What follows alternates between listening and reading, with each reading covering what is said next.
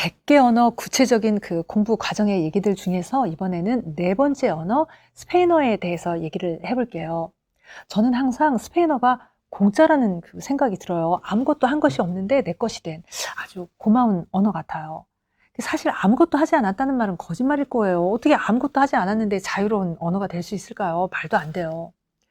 그런데 아무튼 저는 그 스페인어를 공부한 기억이 없는 것 같아요. 기분상. 왜 그럴까요? 왜 저는 그 스페인어를 공부한 기억도 없는데 지금 거의 이제 자유로운 상태일까요?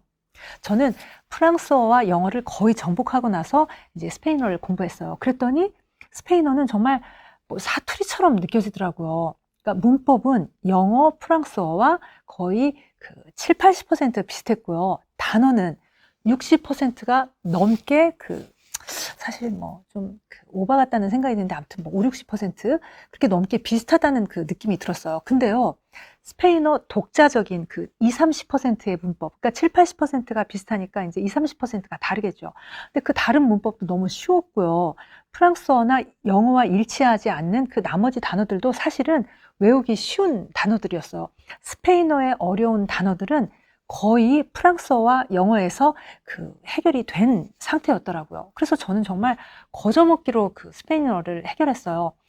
날로 먹은 건 아니라 공부를 하기는 했었는데요. 그 과정이 하나도 어렵지 않았기 때문에 공부를 하지 않고 그 해결을 한 느낌이 이제 드는 걸 거예요. 그리고요, 스페인어는 정말 저에게 행운의 그 언어였어요. 저는 이미 그 이제 프랑스에서 스페인어를 거의 이제 해결을 했었거든요. 근데 책을 좀 더 읽었으면 좋겠다고 늘 이제 생각을 했었어요.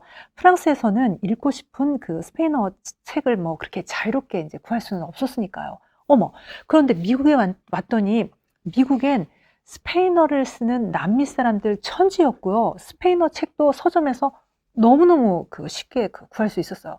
그래서 미국에서 이제 도착해서 한동안은 정말 막 굶은 사람처럼 막 허겁지겁 스페인어로 된 책들을 읽어댔어요. 정말 행복한 그 시간들이었어요. 그리고 저는 스페인어를 이용해서 일도 좀 했었어요. 미국 사는 초반에.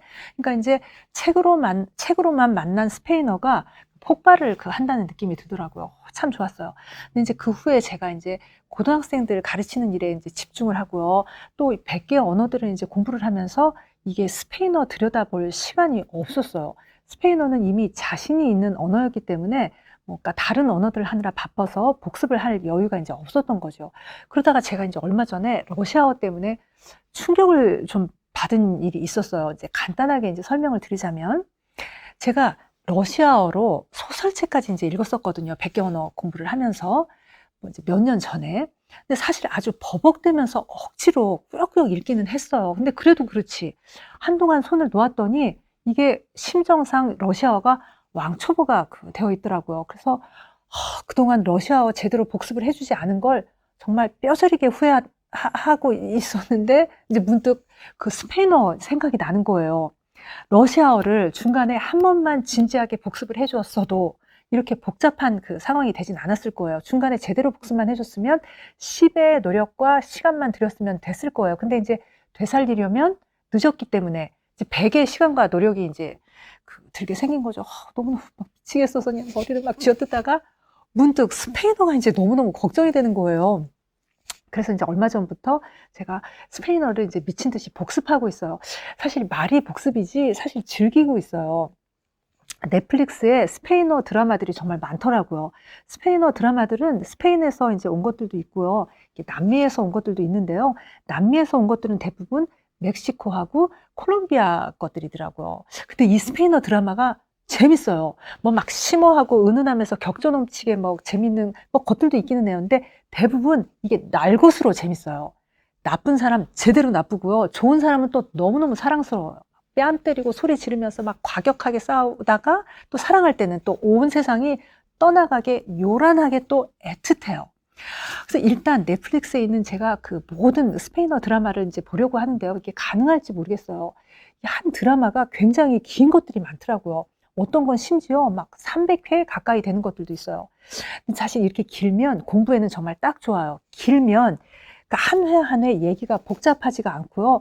생활 속에서 그 배울 문장들도 정말 잘 공부할 수 있거든요. 근데 이제 아무튼 뭐 현실적으로는 그걸 다 보는 게 이제 암만 해도 불가능할 것 같아서 뭘 보고 뭘 보지 않을까 제가 이제 고민 중이에요. 그리고요, 제가 이 드라마들을 이제 보면서 이참에 사전을 한번 싹 새로 정리하려고 해요.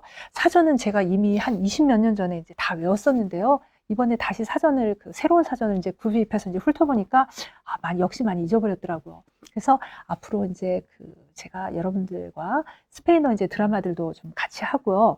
드라마 얘기들도 좀 같이 하고, 사전 복습하는 얘기도 한번 해볼 거예요. 그 다음에 이제 제가 사실 스페인어 때문에 이제 속을 썩은 적도 있기는 했어요. 그 얘기를 포함해서 제가 과거에 프랑스에서 스페인어 공부했던 얘기들도 한번 구체적으로 풀어볼게요.